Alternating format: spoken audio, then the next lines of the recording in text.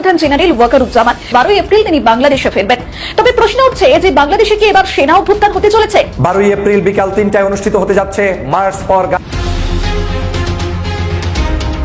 এদিকে আজ 12 এপ্রিল সেনাপ্রধান রাশিয়া থেকে নতুন পরিকল্পনা নিয়ে দেশে ফিরছেন। শেখ হাসিনার কপাল খুলে দেওয়াতে বাংলাদেশে আবারও যুদ্ধ পরিস্থিতি তৈরি হয়েছে। সবকিছুই দেখানো হবে সম্পূর্ণ প্রতিবেদনে। বাংলাদেশের সেনাপ্রধান জেনারেল ওয়াকার রাশিয়া সফরে গেছেন, এটা পুরাতন খবর। দেশে ফেরার কথা রয়েছে। উত্তাল বাংলাদেশে অস্থির সেনা ক্যান্টনমেন্ট। এখন দেখা যাচ্ছে সেনা প্রধানের লড়াই নিজের দেশের শীর্ষস্থানীয় ব্যক্তিদের সঙ্গে। সেনা প্রধান এই প্রস্তাব না মেনে নেওয়াতেই বিভিন্ন সেনাকর্তা এখন ইউনূসের কুনো জুড়ে পড়ে গৃহবন্দী। আর প্রশ্ন উঠছে, তবে ভবিষ্যতে কি অপেক্ষা করছে সেনা প্রধানের জন্য? বিএনপির নেতাকর্মীরা খুব মিষ্টি মিষ্টি কথা বলে, মানে এমন মিষ্টি কথা কিন্তু গত 7 মাসে আমরা তাদের মুখে দেখতে পাইনি। এবং ডাকাতি, ছিনতাই, চুরি, টেম্পো স্ট্যান্ডে চাঁদাবাজির যে একটা সাম্রাজ্য গড়ে তুলেছিল, সেটা থেকে ধীরে ধীরে বের হয়ে আসছে। ইউনূস আরো একটা পার্টি করছে, হ্যাঁ, যেটা আমরা শুনতেছি সবাই মুখে, উনি নিজের মুখে বলে নাই। তবে ওনাকে জিজ্ঞাসা করছিল এই ছাত্র জনতা যে আমরা কি একটা দল করতে পারি যারা আমরা জুলাই অভ্যুত্থানের সাথে জড়িত ছিলাম। ছাত্ররা জিজ্ঞেস করছে আমাদের দিয়ে কি হবে? হ্যাঁ, তোমাদেরকে দিয়েই তো হবে, কারণ ডক্টর মোহাম্মদ ইউনূস সাহেব তো সবসময় বলে যুবকদেরকে জায়গা ছেড়ে দিতে হবে। কিন্তু আমরা জায়গা ছাড়তে রাজি না, কেউ রাজি না। আমরা বড় বড় নেতারা এমন কিছু কথা বলছি যে কথাতে মান সম্মান আর থাকলো না। আওয়ামী লীগের সাধারণ সম্পাদক সাবেক সেতু মন্ত্রী ওবায়দুল কাদেরের খোঁজ পাওয়া গেছে, এমনটা এবার নিশ্চিত করল বাংলাদেশের সংবাদ মাধ্যম। একটি হাসপাতালে ওবায়দুল কাদেরকে দেখা গেছে একটি টি শার্ট পরা অবস্থায়। প্রফেসর ডক্টর ইউনূস যে সেটিং অফ অ্যাডমিনিস্ট্রেশন তৈরি করছেন এবং উনি যে জনসেবার যে পিপুল সার্ভিসের জায়গাগুলো যেভাবে অ্যাড্রেস করছেন, 2 নম্বর এই জায়গাগুলোতে উনি যে সার্থকতা আস্তে আস্তে অর্জন করছেন বলে আমার। আসসালামু আলাইকুম এভরিওয়ান, সবাই কেমন আছেন? আশা করছি সবাই ভালো এবং সুস্থ আছেন। ভিডিওর টাইটেল এবং থাম্বনেল দেখে আপনারা ইতিমধ্যে বুঝতে পেরে গিয়েছেন ভিডিওটি কতটা গুরুত্বপূর্ণ হতে যাচ্ছে। সো সম্পূর্ণ পুরো বিষয়টি দেখার জন্য ভিডিওটি এক মুহূর্ত না টেনে সম্পূর্ণ দেখে আসুন। তবে চলুন শুরু করি। এখন দেখা যাচ্ছে সেনা প্রধানের লড়াই নিজের দেশের শীর্ষস্থানীয় ব্যক্তিদের সঙ্গে, যারা পাকিস্তানের বর্বরতার কথা ভুলে গিয়ে তাদের সঙ্গে গলা জড়াজড়ি করে এখন লালমনিরহাট তুলে দেওয়ার বন্দোবস্ত করেছিল। সেনা প্রধান এই প্রস্তাব না মেনে নেওয়াতেই বিভিন্ন সেনাকর্তা এখন ইউনূসের কুনো জুড়ে পড়ে গৃহবন্দী। আর প্রশ্ন উঠছে, তবে ভবিষ্যতে কি অপেক্ষা করছে সেনা প্রধানের জন্য? কেন বাংলাদেশের এই উত্তাল পরিস্থিতি? কাদের পাপের ফল ভোগ করতে হচ্ছে বাংলাদেশের সাধারণ মানুষকে? ভারতকে দোষ দেওয়ার আগে আয়নায় নিজেদেরকে দেখুন। ভারত তো শুধু গণতন্ত্র বজায় রেখে ভোটের দাবি করেছে, বাংলাদেশের জনগণকে বলেনি যে আওয়ামী লীগকেই জেতাতে হবে। যে দল জনগণের ভোটে জিতবে, ভারত তাদের সঙ্গেই কূটনৈতিক সম্পর্ক এগিয়ে নিয়ে যাবে। আর যারা বাংলাদেশ বাংলাদেশ করে লাফাচ্ছে, তারা কারা? বাংলাদেশ যখন মুক্তির জন্য অকাতরে জীবনের বলিদান দিয়ে চলেছে, তখন ইউনূস সাহেবের ভূমিকা কি ছিল? কোথায় ছিলেন তিনি? আর ইউনূস সাহেব ছাড়া যারা আছে তারাই বা কারা? তারা পাকিস্তানের না যায় সন্তান, এক কথায় রাজাকারের নাতিপুতি। এরাই চাইছে যে কোনো মূল্যে ভারতকে ভাগ করতে। সহযোগী হিসেবে বেছে নিয়েছে ভারতের শত্রু দেশ পাকিস্তান এবং চীনকে। খুব স্বাভাবিক, এই 2 দেশ ছাড়া ইউনূস কোথাও যেতে পারবে না। যেখানেই যাবে ঘাট ধাক্কা খাবে। ভারত তো ইউনূসের বিরুদ্ধে কোনো পদক্ষেপই নেয়নি। একটা ছোট ঘোষণার মাধ্যমে বাংলাদেশকে তার জায়গাটা দেখিয়েছে মাত্র। তাতেই বাংলাদেশে উথাল পাথাল শুরু। গত 8 এপ্রিল হঠাৎ বিজ্ঞপ্তি জারি করে ভারতের central board of indirect taxes and customs বিভাগ বাংলাদেশকে জানিয়ে দেয়, ভারতের ভূখণ্ড ব্যবহার করে বাংলাদেশ থেকে তৃতীয় কোনো দেশে রপ্তানি পণ্যের ট্রান্সশিপমেন্ট সুবিধা বাতিল করা হলো। এই খবর শুনে ভারত ও বাংলাদেশ জুড়ে হইচই শুরু হয়ে যায়। আচমকা কেন বাংলাদেশকে এই সুবিধা দিতে অস্বীকার করলো ভারত? সেই প্রশ্নে মাথায় হাত পড়ে বাংলাদেশে। বিভিন্ন মহল থেকে বলা শুরু হয়, ভারত আসলে বাংলাদেশের বিরুদ্ধে প্রতিশোধ নিচ্ছে। বিতর্ক শুরু হতেই ভারতের বিদেশ মন্ত্রকের মুখপাত্র রণধীর জয়সওয়াল জানিয়ে দেন, বাংলাদেশের পণ্যের ট্রান্সশিপমেন্ট সুবিধা বাতিল করার যে সিদ্ধান্ত ভারত নিয়েছে, তা নেপাল বা ভুটানগামী পণ্য চালানের ক্ষেত্রে প্রযোজ্য হবে না। বাংলাদেশের সেনাপ্রধান জেনারেল ওয়াকার রাশিয়া সফরে গেছেন, এটা পুরাতন খবর। রাশিয়া এবং ক্রোয়েশিয়া সফর শেষে তিনি দেশে ফেরার কথা রয়েছে। জেনারেল ওয়াকারের রাশিয়া সফর নিয়ে এবার নানাবিধ গুঞ্জন তৈরি হয়েছে। নানাজন নানা রকমের কথা বলার চেষ্টা করছেন। ডক্টর ইউনূস সরকারের পক্ষে যারা কথা বলেন সামাজিক যোগাযোগ মাধ্যমে, তারা জেনারেল ওয়াকারকে ভারতপন্থী হিসেবে আখ্যা দেওয়ারও চেষ্টা করছেন। জেনারেল ওয়াকারের রাশিয়া সফর নাকি নাকি বিশেষ একটা কারণে, বিশেষ কোনো অভিযানেই তিনি গেছেন রাশিয়াতে, এমনটা বলারও চেষ্টা করা হচ্ছে। কেন রাশিয়া গেলেন জেনারেল ওয়াকার, কি তার কর্ম সেখানে, কি আলোচনা করছেন রাশিয়ার সঙ্গে, সেই আলোচনাই করবো এই ভিডিওতে। সেনাপ্রধান জেনারেল ওয়াকার রাশিয়া সফরে গেছেন, রাশিয়া এবং ক্রোয়েশিয়া সফর করছেন তিনি। গতকালকেই তিনি রাশিয়া থেকে ক্রোয়েশিয়ায় চলে যাওয়ার কথা এবং আগামীকালকে দেশে ফেরার কথা, তেমনটাই শিডিউল সেনা সদর দপ্তর থেকে জানানো হয়েছিল তার সফরের আগে। রাশিয়া সফরে তিনি কেন গেছেন, এরকম নানা রকমের গুঞ্জন চলছে। অনেকে বলার চেষ্টা করছেন ভারতের প্রেসক্রিপশনেই তিনি নাকি রাশিয়াতে গেছেন। রাশিয়াতে যাওয়ার কারণ রাশিয়া সরকারের মাধ্যমে ডক্টর ইউনূসকে নানা রকমের চাপ প্রয়োগ করা। ডক্টর ইউনূস যখন চীন সফর করলেন, চীনের সঙ্গে নানাবিধ সম্পর্ক, সেই সম্পর্ক নিয়ে নানা রকমের আলোচনা সমালোচনা গুঞ্জন তৈরি হলো। এরপরে জেনারেল ওয়াকার চীনে না গিয়ে রাশিয়াতে গেলেন কেন, সেই প্রশ্ন উঠেছিল।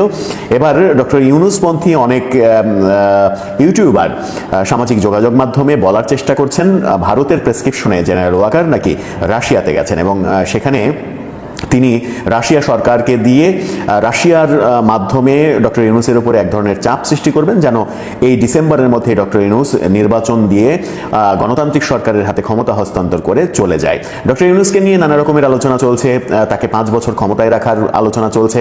এরই মাঝে বেশ কয়েক ধাপ এগিয়ে সরকারের স্বরাষ্ট্র উপদেষ্টা তিনি বলে ফেলেছেন জনগণ নাকি চাইছে ডক্টর ইউনূস আরও 5 বছর ক্ষমতায় থাকুক, আরও 10 বছর ক্ষমতায় থাকুক, এরকম কথাও হচ্ছে। এটা নিয়ে আমরা একটা আপনাদের মতামত নিয়ে একটা জরিপও করেছি, সেই জরিপ নিয়ে আলাদা একটা ভিডিও আগামীকালকে আমরা করব, সেই ভিডিওটা আপনাদের দেখার আমন্ত্রণ রইল অগ্রিম। রাশিয়াতে জেনারেল ওয়াকার যদি রাশিয়া সরকারকে দিয়ে ডক্টর ইউনূসকে চাপ প্রয়োগ করাতেই চান, যারা বলছেন যে জেনারেল ওয়াকার ভারতের প্রেসক্রিপশনে রাশিয়াতে গেছেন, ভারতের পরামর্শ মতোই রাশিয়াতে গেছেন রাশিয়া সরকারকে দিয়ে এই চাপ প্রয়োগ করার জন্য, যখন ইউনূস সরকার চীনের সঙ্গে সম্পর্ক তৈরি করছে তখন রাশিয়াকে দিয়ে এই চাপ প্রয়োগ করা। এদিকে আমেরিকা এবং ভারতের চাপ তো রয়েছে, রাশিয়ার চাপ যদি তৈরি হয় তাহলে এই যে 5 বছর থাকা 10 বছর থাকার যে আলোচনা, সেই আলোচনাগুলো আর ধোপে টিকবে না। ডক্টর ইউনূস সরকারের পক্ষে কথা বলা যে সকল মানুষজন জেনারেল ওয়াকারকে ভারতপন্থী কিংবা ভারতের প্রেসক্রিপশনে চলা মানুষ হিসেবে আখ্যা দিতে চাইছেন, তারা কি ভুলে গেছেন যে 5 আগস্টে শেখ হাসিনা সরকারের পতনের জন্য কি অসাধারণ ভূমিকা রেখেছিল সেনাবাহিনীর ভূমিকা ছাড়া শেখ হাসিনার পতন কি সম্ভব হতো এত সহজে? কোনোভাবেই সম্ভব হতো না, এটাই সত্য আলোচনা।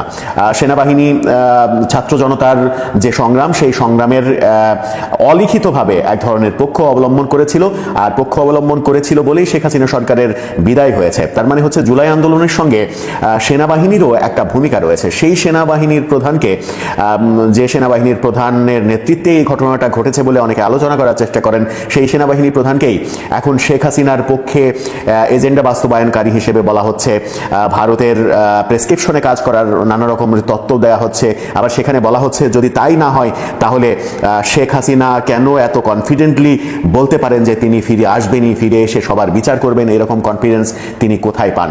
এই আলোচনাও হচ্ছে যে চীনের সঙ্গে ডক্টর ইউনূসের যে আলোচনা, সেই আলোচনার পরিপ্রেক্ষিতে বাংলাদেশের লালমনিরহাটে বাংলাদেশ নতুন বিমান ঘাঁটি তৈরির পরিকল্পনা করছে চীন এবং পাকিস্তানের প্রেসক্রিপশনে, এরকম নানা গুঞ্জন চারিদিকে ছড়িয়ে পড়ছে।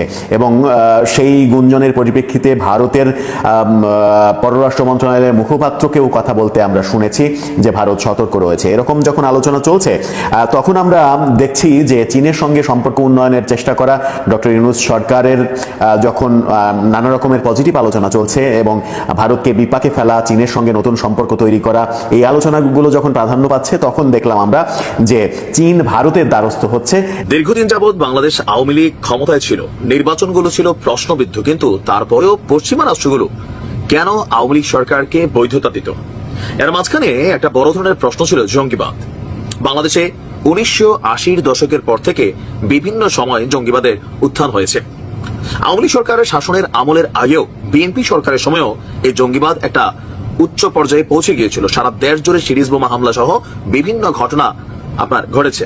বিগত আওয়ামী লীগ সরকারের আমলে আমরা প্রতিদিনই প্রায় টেলিভিশনে দেখতাম যে জঙ্গিদের আস্তানা ঘিরে রেখেছে র্যাব, পুলিশ অথবা বিশেষ বাহিনী, এমনকি বিভিন্ন জায়গা থেকে বিভিন্ন সময় অনেকে আটক করা হয়েছে। তবে আটককৃত যারা আছেন সকলেই কি জঙ্গি ছিলেন? না, কেউ কেউ রাজনৈতিক টার্গেটেও অ্যারেস্ট হয়েছিলেন, আবার কেউ কেউ প্রকৃতপক্ষে জঙ্গি ছিল, যাদের মধ্যে সকলে কারাগারে বন্দী ছিল এবং বিভিন্ন মেয়াদে সাজা খাটছিল। কিন্তু সরকার পতনের ঠিক আগ মুহূর্তে সারা বাংলাদেশে বেশ কয়েকটা কারাগারে যে অভিযান চলেছে, আক্রমণ চলেছে, 2200-র উপরে কয়েদি সেখান থেকে ফেরারি হয়েছে, যাদের মধ্যে সাজাপ্রাপ্ত বেশ কয়েকজন জঙ্গিও ছিল। আবার সরকারের প্রেক্ষাপট পরিবর্তনের পর গত 5ই আগস্টের পর থেকে জঙ্গিবাদে অভিযুক্ত, সন্দেহভাজন এবং কি সাজাপ্রাপ্ত এমন 300 জন মুক্তি পেয়েছে বিভিন্নভাবে। আর এই যে তারা মুক্তি পাচ্ছে, এর পরিপ্রেক্ষিতে বিভিন্ন ঘটনা বাংলাদেশে ঘটছে। তো এগুলোর সাথে কানেকশনটা কোথায়? এ নিয়ে আন্তর্জাতিক গণমাধ্যম বিবিসি তারা কিন্তু একটা রিপোর্ট করেছে। আর এই রিপোর্টটা ডক্টর মোহাম্মদ ইউনূসের সরকারকে এক ধরনের চাপের মুখে ফেলার জন্যই কি করা হয়েছে, নাকি প্রকৃতপক্ষেই একটা নিরপেক্ষ প্রতিবেদন করা হয়েছে? কেউ কেউ বলছেন সরকারকে আন্তর্জাতিক কাঠগড়ায় দাঁড় করাবে এই ধরনের রিপোর্টগুলো। তারপর গত কয়েকদিন যাবৎ বাংলাদেশের বিভিন্ন জায়গায় আমরা যে প্রতিবাদগুলো করছি, সেখানেও ধর্মপ্রাণ মুসল্লি বা মুসলিম জাতি হিসাবে দাড়ি টুপির পরিমাণটাই সামনে বেশি আসছে। এগুলো থেকেও নানান ধরনের অবস্থান হচ্ছে। অপরদিকে ভারতে আসা মার্কিন গোয়েন্দা প্রধান তুলসী গ্যাবার্ড বাংলাদেশকে নিয়ে যে বক্তব্য দিয়েছেন, ভারত প্রতিনিয়ত যে বক্তব্য দিচ্ছে, এগুলো থেকে বাংলাদেশকে এটা জঙ্গি রাষ্ট্র হিসেবে সাজানোর জন্য অনেক কিছু কিন্তু আয়োজন চলছে, আবার কিছু কিছু ক্ষেত্রে ঘটনাও ঘটছে।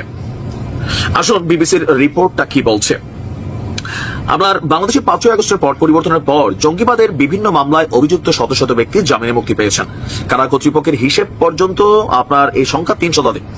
সন্দেহভাজন, বিচারাধীন এমনকি যাবজ্জীবন সাজাপ্রাপ্ত ব্যক্তিরাও মুক্তি পেয়েছেন। আর বিশ্লেষকরা বলছেন জামিনে মুক্তিপ্রাপ্তদের মধ্যে বিগত সরকারের আমলে জঙ্গি তকমা দিয়ে, মানে পলিটিক্যাল পয়েন্ট অফ ভিউতে নিরপরাধীরা যেমন আটক আছেন, তেমনি প্রকৃতপক্ষে যারা অপরাধী তারাও আটক আছেন। আর এ বিষয়ে আপনার কি বলা হয়, আমরা যদি দেখি সরকারের বিভিন্ন সেক্টরের সাথে বিবিসি কথা বলেছে, কারা কর্তৃপক্ষের সাথে কথা বলেছে, প্রত্যেকের স্পেসিফিক এক ধরনের বক্তব্য ছিল। তবে অ্যাটর্নি জেনারেল তিনি এই বিষয়ে বিবিসির সামনে কোন রকম মুখ খোলেননি যে জঙ্গিবাদে অভিযুক্ত প্রকৃত যারা অপরাধী আছে তারা কিভাবে মুক্তি পাইল, যাবজ্জীবন সাজা কিভাবে তাদের মওকুফ করা হলো, এই প্রশ্নগুলোর জন্য অ্যাটর্নি জেনারেলকে বিবিসি যখন ফোন করেছে তিনি কোনো উত্তর দেননি। তবে কারা কর্তৃপক্ষ বলছে ভাই এখানে রাষ্ট্র আইন মেনেই তারা বের হয়েছে। আবার পুলিশের পক্ষ থেকে বলা হচ্ছে যারা বের হয়েছে এদের মধ্যে অনেকেই তওবা করে বের হয়েছে। ছোটখাটো ভুল যেগুলা করছে অনেকে বুঝতে পারছে যে না এগুলা তাদেরকে ব্রেইন ওয়াশ করা হয়েছে, তারা তওবা করে ভালো জীবনে ফিরে আসছে। আর যারা ফেরারি তাদেরকে ধরার জন্য পুলিশের অভিযান চলছে। আপনার এর মধ্যে আনসারুল্লাহ বাংলা টিমের প্রধান হিসেবে অভিযুক্ত মুফতি জসিমউদ্দিন রহমানী 5ই আগস্টের পর জামিনে মুক্তি পেয়েছেন। তো তিনি বলছেন যে এই নামের কোন সংগঠনের অস্তিত্ব নেই, আর তার সাথে কোনো থাকলেও সংশ্লিষ্টতা নেই। দেখতে পেরেছেন ভিডিওটি কতটা গুরুত্বপূর্ণ। তো এরকম গুরুত্বপূর্ণ ভিডিও আরও পাওয়ার জন্য চ্যানেলটি অবশ্যই সাবস্ক্রাইব করে রাখবেন এবং দেখা হচ্ছে পরবর্তী ভিডিওতে। সে পর্যন্ত সবাই ভালো থাকবেন, সুস্থ থাকবেন। আল্লাহ হাফেজ।